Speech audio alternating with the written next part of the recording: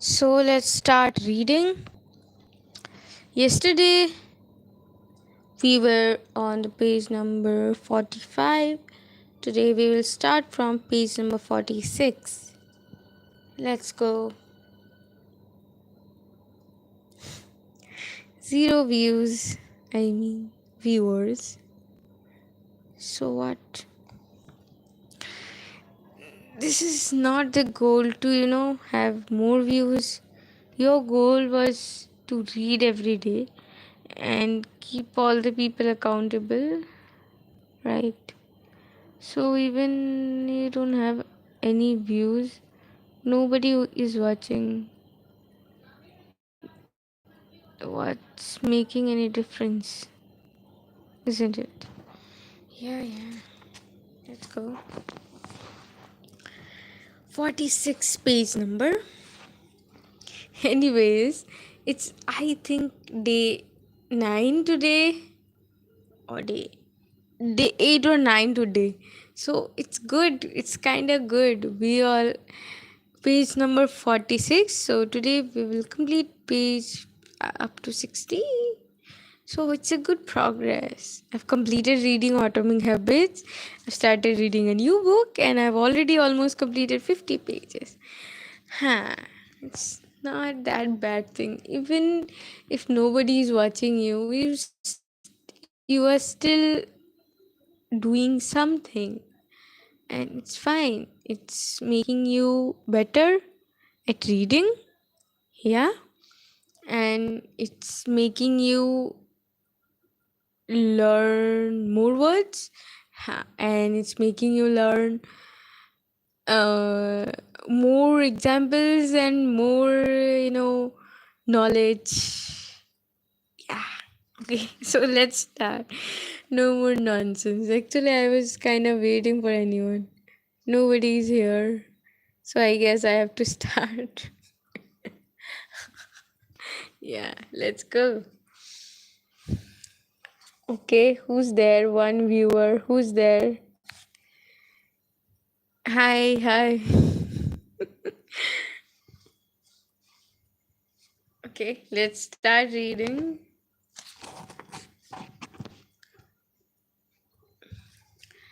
All you have to do is to improve yourself, your performance, and your output and earnings by 1 by 10 of 1%.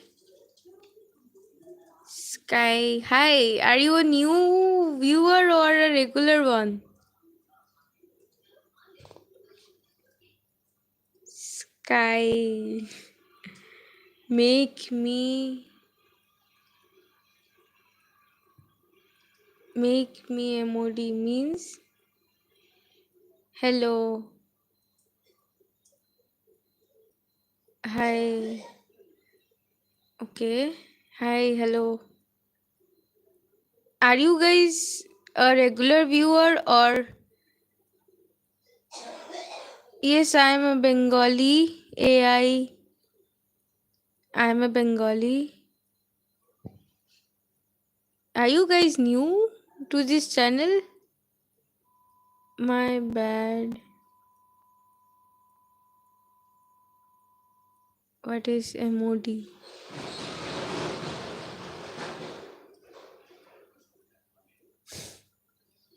I'm new. Okay. So, do you guys know what this live is about?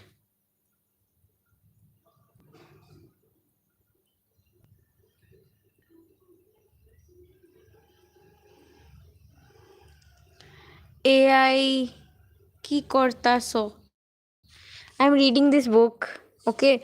So, basically, this is a book reading live. So I'm going to read this book and I am continuously reading this book. Today I'm in page number 46.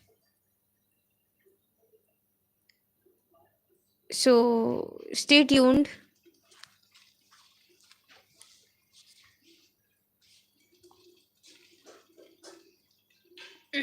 So all you have to do is to improve yourself, your performance, and your output and earnings by 1 by 10th of 1% each workday. Even you even get to slack off on weekends. That is 1 by 1000. Do you think you could do that? Of course, anyone could do that. Simple. Do it each day of the week and you'll improve by 0.5% each week. Translation: not much, equaling 2% each month, which compounded adds up to 26% each year. Your income now doubles every 2.9 years. By year 10, you can be performing and earning 1000% more than what you are now. Isn't that amazing? You don't have to put in 1000% more effort or work 1000% more hours. Just 1 by 10% improvement each day. That's it. Next heading: Success is a half marathon. Bravery was a salesperson at an educational software company. I was conducting a turnaround for. One day she told me about her friend who was running a half marathon the upcoming weekend. I could never do such a thing. Beverly, who was significantly overweight, assured me I get winded going up a single flight of stairs. If you want to, you can choose to do what your friend is doing, I told her. She bulked, saying, "There's absolutely no way, even though I'd love to be able to do that." My first step was to help Braverly find her motivation. So, Braverly, why would you want to run the half marathon? Hi.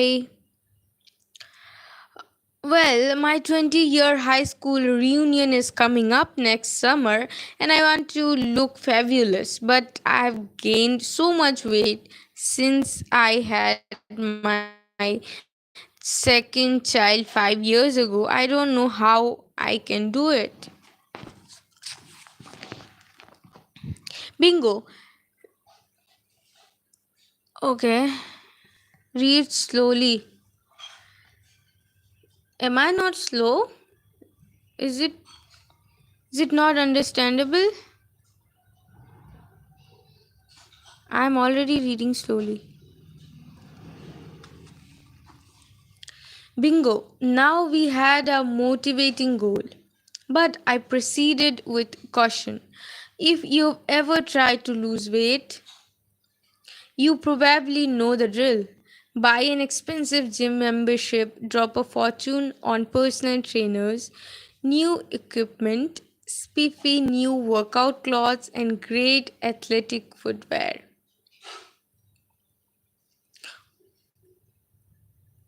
Oh, thanks. Thanks, Hannah or Hina. Thank you. Work out vigorously for a week or so and then turn your elliptical machine into a clothes drying rack. Ditch the gym and let your sneakers mold in the corner. I wanted to try a better way with Braverly. I knew that if I could get her to choose just one new habit, she'd become hooked and all the other behaviors would naturally fall in line. I asked Braverly to drive her car around the block and map out a 1 mile loop for her house. Then I told her to walk the loop 3 times over a period of 2 weeks. Notice that I didn't ask her to start by running the mile. Instead, I started with a small, easy task that required no major stretch or pain. Then I had her walk the loop 3 times in 1 week for an additional 2 weeks. Each day she made the choice to continue on. Thank you. Muhammad Esop. Thank you. Okay. Next, I told Beverly to start a slow jog only as far as she felt comfortable. As soon as she started feeling breathless, she was to stop and continue walking. I asked her to do this until she could run one fourth, then one half, and then three quarters of that mile. It took 3 more weeks, 9 outings, before she could jog a full mile. After a total of 7 weeks, she was jogging the whole loop. That might seem like a long time for such a short victory, right? After all, half a marathon is 13.1 miles. 1 mile is nothing. What was something, however, was that Braverly was beginning to see how her choice to get fit for the reunion, her her Y power,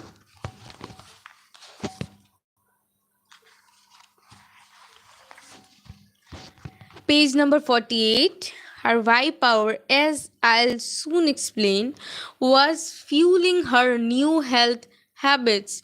The compound effect had been set in motion and was starting its miraculous process.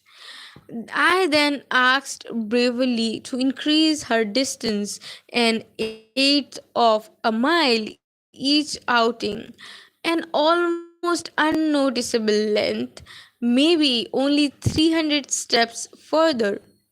Within 6 months, she was running 9 miles without any discomfort at all.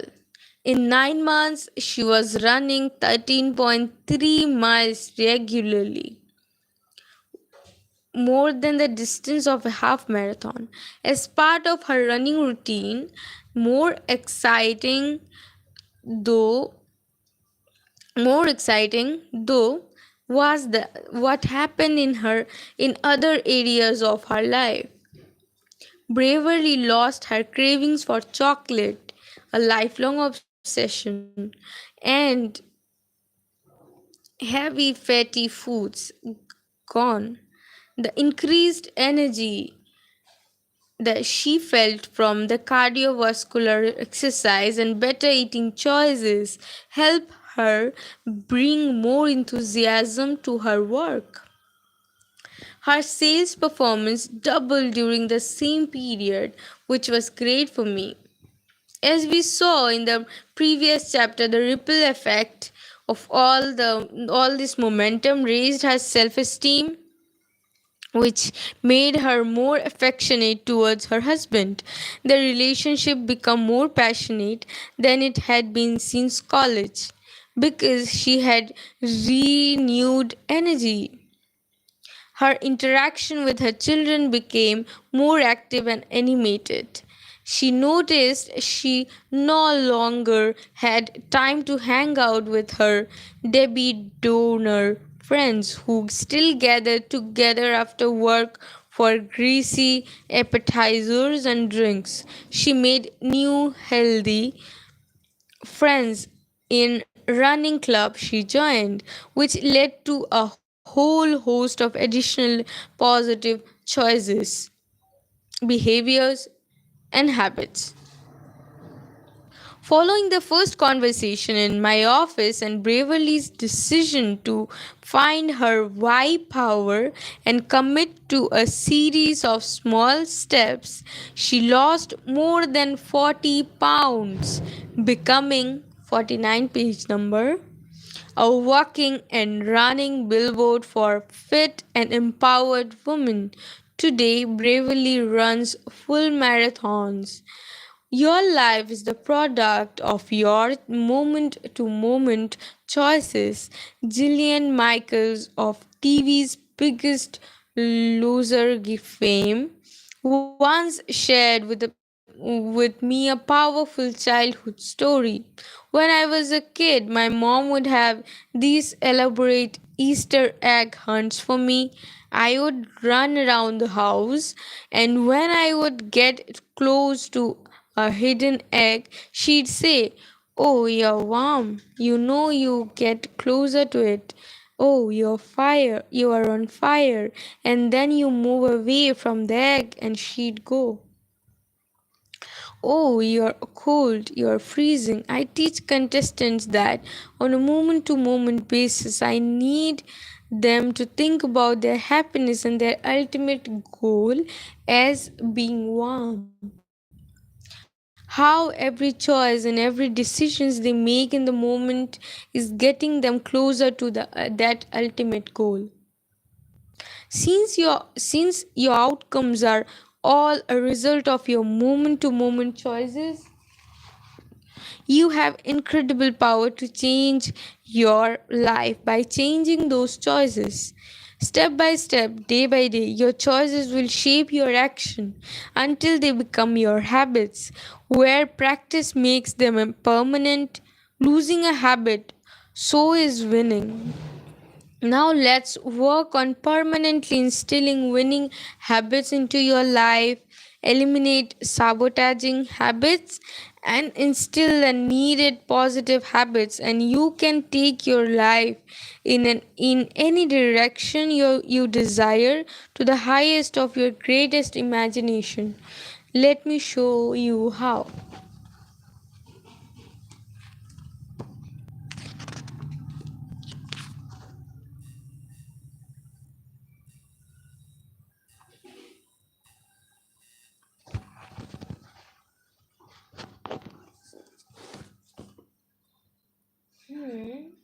Put compound effect to summary of this chapter.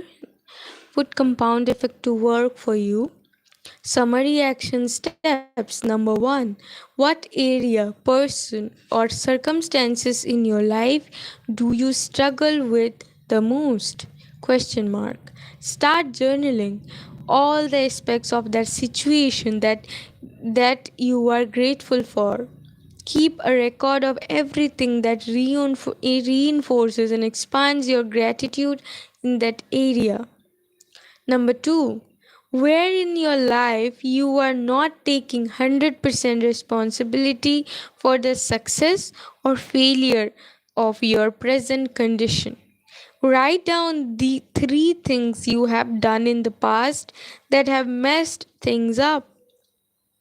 List 3 things you should have done but did not. Write out 3 things that happened to you but you responded poorly to. Write down 3 things you can start doing right now to take back responsibility for the outcomes of your life.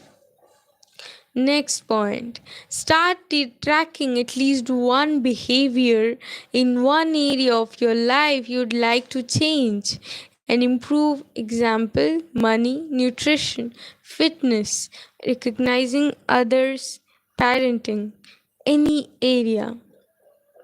Next point, once you have started consistently tracking one behavior, you can expand this process by using the achievement management system inside the Living Your Best Year Ever journal. So, chapter number 3.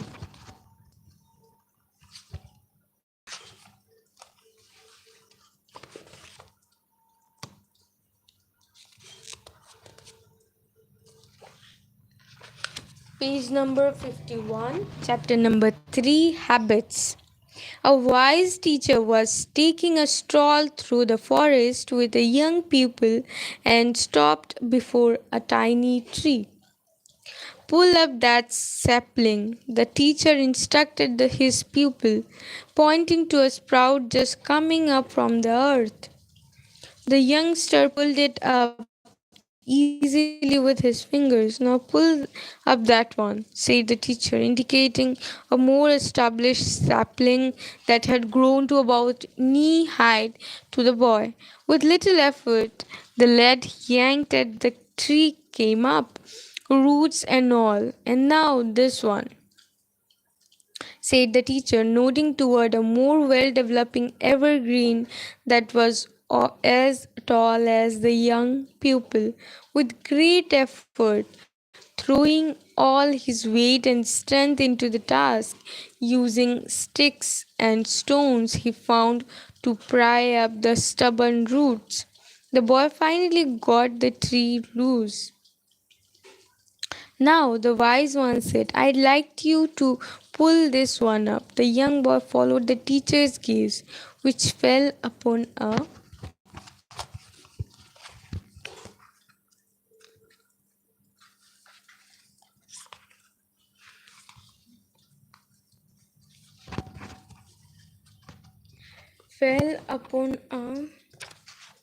page number 52.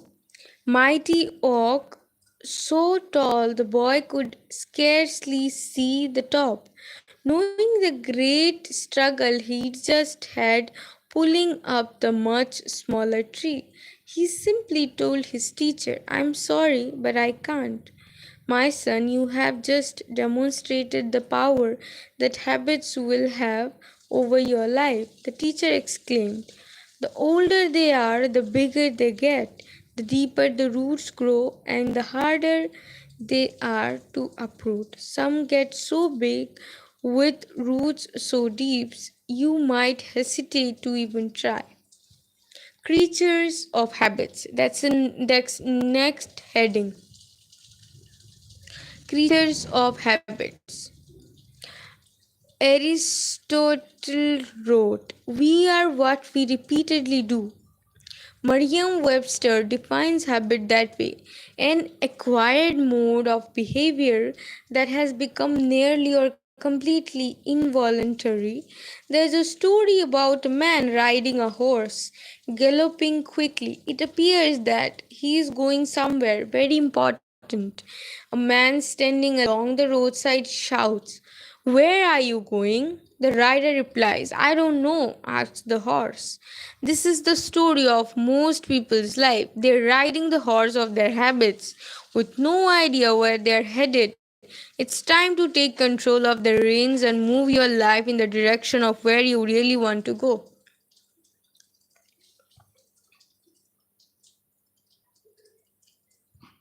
Ishika, what do you mean? Are you talking about the tree? If you've been living an autopilot and allowing your habits to run you, I want you to understand why, and I want you to let yourself off the hook. After all, you're in good company. Psychological studies reveal that 95% of everything we feel, think, do, and achieve is a result of learned habit.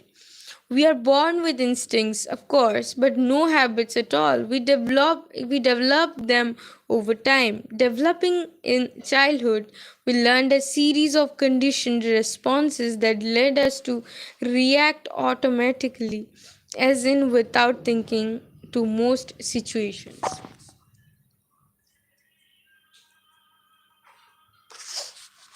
Page number 53. In your day to day life, living automatically has its definite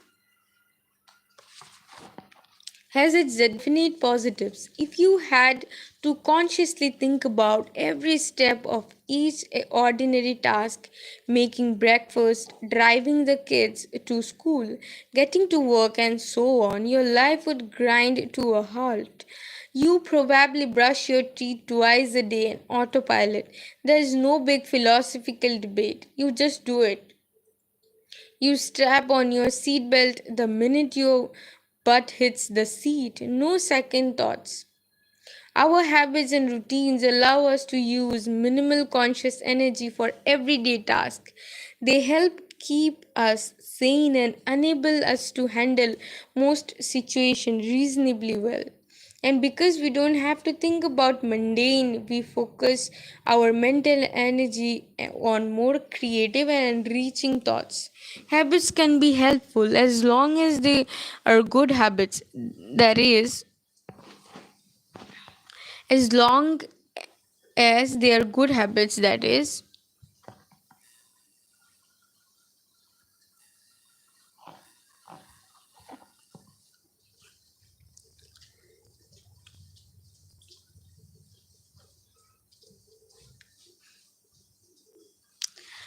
actually मैं पढ़ा नहीं रही हूँ, मैं पढ़ रही हूँ और ये बुक है, तो मैं हर रोज़ बुक पढ़ती हूँ।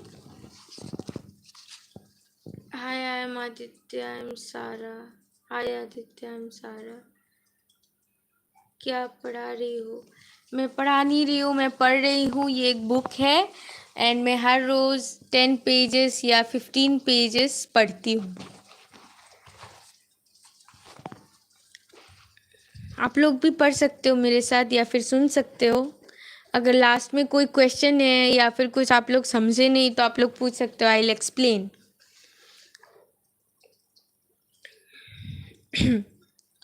If you eat healthfully, you've likely build healthy habits around the food you buy and what you order at restaurants. If you're fit, it's probably because you work out regularly. If you're successful in a sales job, it's probably because your habits of mental preparation and positive self talk enable you to stay optimistic in the face of rejection. I've met and worked with many great achievers, CEOs, and superstars, and I can tell you they all share one common trait. They all have good habits. That's not to say that they don't have bad habits, they do, but not many. A daily routine built on good habits is the difference that separates the most successful amongst us from everyone else. And doesn't that make sense? From what we've already discussed, you know, successful people aren't necessarily more intelligent or more talented than anyone else, but their habits take them in the direction of becoming more informed, more knowledgeable, more competent, better skilled, and better prepared.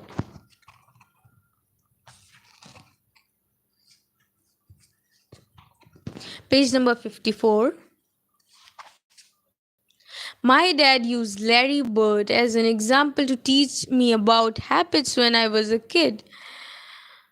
When I was a kid, Larry Legend is known as one of the Hi Sarah as one of the greatest professional basketball players, but he wasn't known for being the most athletically talented player. Nobody would have described Larry as graceful on the basketball court, yet, despite his limited natural athletic ability, he led the Boston Celtics to three world championships and remains one of the best players of all time. How did he do it? It was Larry's habits. His relentless dedication to practice and to improve his game. Bird was one of the most consistent free throw shooters in the history of the NBA. Growing up, his habit was to practice 500 free throws shots every morning.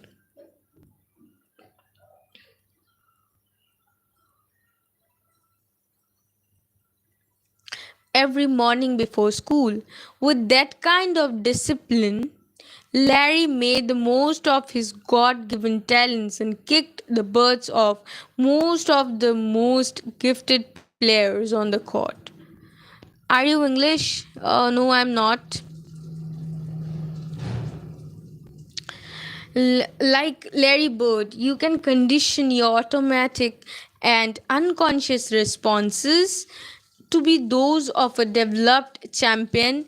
This chapter is about choosing to make up for what you lack in innate ability with discipline, hard work, and good habits.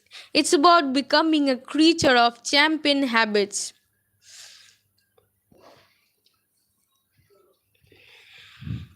With enough practice and repetition, any habits, any behavior, good or bad, becomes automatic over time.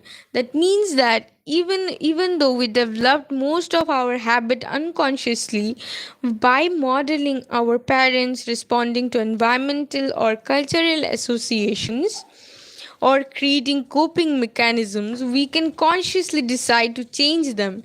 It stands to reason that since you learned every habit you have, you can unlearn the ones that aren't serving you well. Ready? Here we go. Here goes.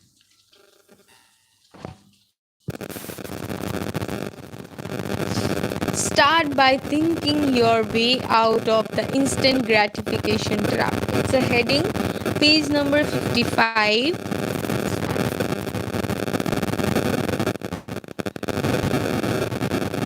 Start by thinking your way out of the instant gratification trap. It's a heading. We understand that sacrificing Pop Tarts won't slenderize our waistlines. We realize that logging 3 hours a night watching Netflix or scrolling on social slaves media leaves us with three fewer hours to read a good book or listen to a terrific audio program. We get that merely purchasing great running shoe doesn't make us marathon ready. We are a rational species. At least that's what we tell ourselves. So why are you so irritationally enslaved by so many bad habits? It is because our need for immediate gratification can turn us into the most reactive, non-thinking animals around. If you took a bite of a Big Mac and immediately fell to the ground clutching your chest from a heart attack, you might not go back for the second bite. If you next puff of a cigarette instantly mutated your face into that of a weathered 85-year-old, chances are you'd pass on that too. If you failed to make that 10th call today and were immediately fired and bankrupted, suddenly picking up the phone would be a no-brainer. And if that first forkful of cake instantly put 50 pounds on your frame, saying no, thank you to dessert would be true piece of cake. The problem is that the payoff for instant gratification derived from bad habits often far outweighs what's going on in your rational mind concerning long-term consequences. Indulging in our bad habits doesn't seem to have any negative effect at all in the moment.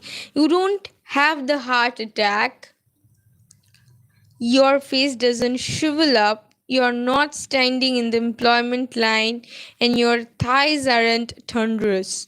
But that doesn't mean you haven't activated the compound effect.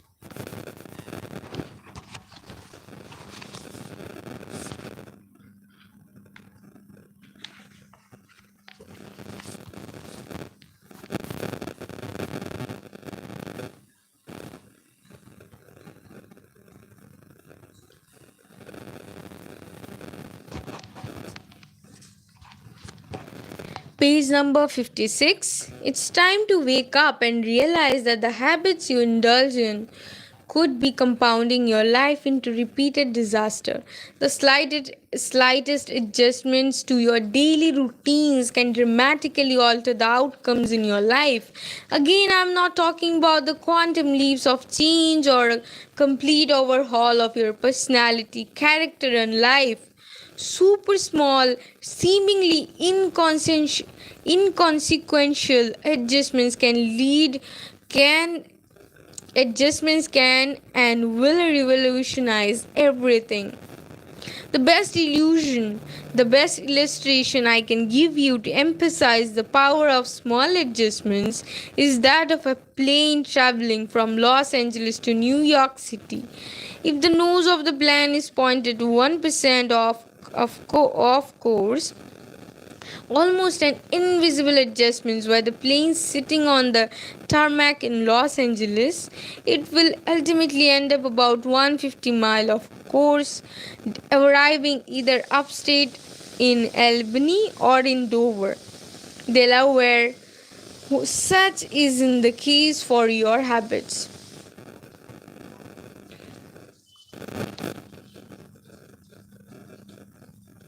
Coming in 123, go live, long versus short hair struggles. One. Please stop. Nidhi Gupta, what are you saying? I'm not getting you.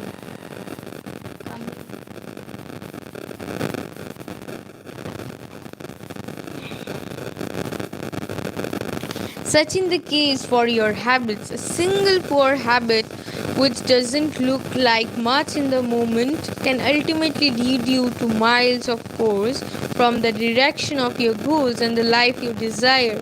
See figure 6. Most people drift through life without devoting much conscious energy to figuring out specifically what they want and what they need to do to take themselves there.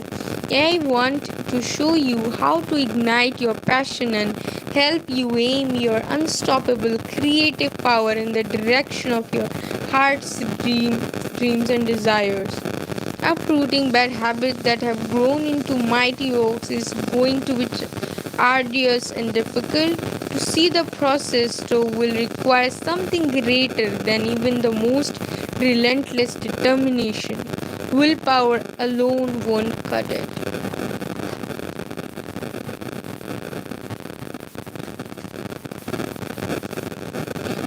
Page number 50. So here is this, diagram that the author is talking about. So the plane start, if it's just moved just slightly, it will reach here. It will create a huge impact in the long run. That's what the author was saying. The power of small adjustments. A 1% change in the course results in being 150 miles of course. So page number 57 is going on. Finding your mojo. Why power? Assuming willpower is what you need to change your habits is akin to trying to keep a hungry grizzly bear out of your picnic basket by covering it with a napkin. To fight the bear of your bad habits, you need something stronger. When you are having trouble doing the hard work of achieving your goals, it's common to believe you simply lack willpower. I disagree. It's not enough to choose to be successful. What's going to keep you consistent with the new positive choices you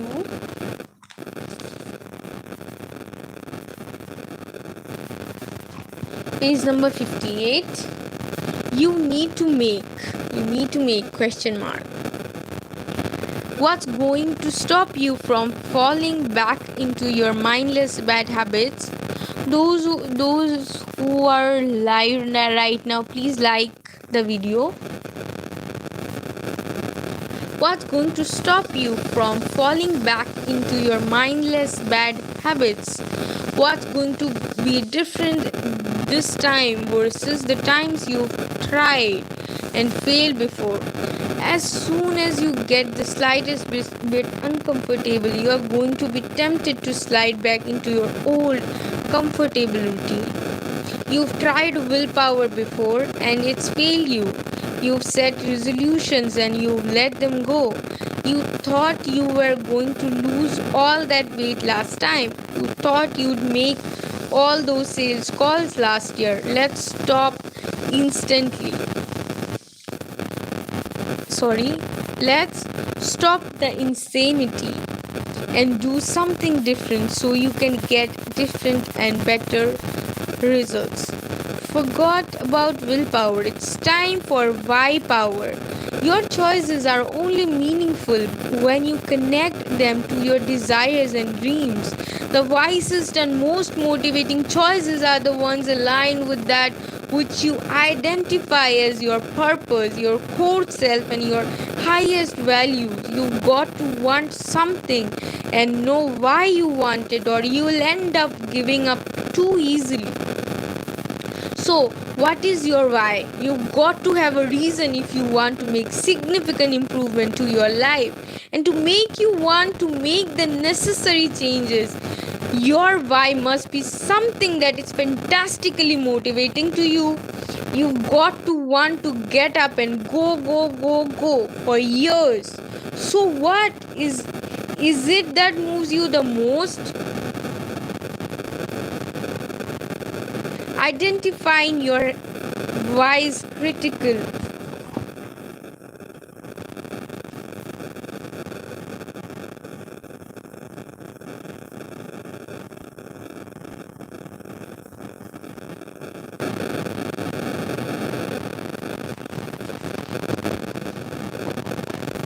What motivates you is the ignition to your passion, the source for enthusiasm, and the fuel of your persistence.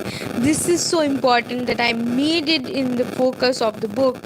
Living your best year ever, a proven system for achieving big goals. Living your best year ever.com. You must know why. Page number 59. Why everything possible? The power of your why is what gets you to stick through the grueling, mundane, and laborious. All of your hows will be meaningless until your whys are powerful enough. Until you've set your desire and motivation in place, you'll abandon any new path you seek to better your life. If your why power, your desire isn't great enough, if the fortitude of your commitment isn't powerful enough, you will end up like every other person who makes a New Year resolution and gives up too quickly and reverts to sleepwalking through poor choices. Let me give you an analogy to help bring it to home. If I were to put a 10-inch wide, 30-foot long plank on the ground and say, if you walk the length of the plank, I'll give you $20. Would you do it? Of course. It's an easy $20. But what if I took the same plank and made a rooftop bridge between 200-story buildings? The same $20 for walking the 30-foot plank no longer looks desirable and or even possible, does it? You would look at me and say, not on your life. See figure 7. However, if your child was on the opposite building and that building was on fire, would you walk the length of the plank to save him or her? Without question, and immediately you would do it, $20 or not. Page number 59. Page number 59, guys. Why is it that the first time... This is the diagram. This is building and this is the fire building. Is your why power great enough? Why is it that the first time I asked you to cross the sky-high plank, you said no way, yet the second time you wouldn't hesitate? The risks and the dangers are the same. What changed? Your why changed. Your reason for wanting to do it. See, when the reason is big enough, you will be willing to perform almost anyhow. To truly ignite your creative potential and inner drive, you have to look beyond the motivation of monetary and material goals. It's not that those motivators are bad. In fact, they're great. I'm connoisseur of nice things, but material... Okay. Page number 60 is done. So I have completed 15 pages today. See you tomorrow, guys. Bye bye for today.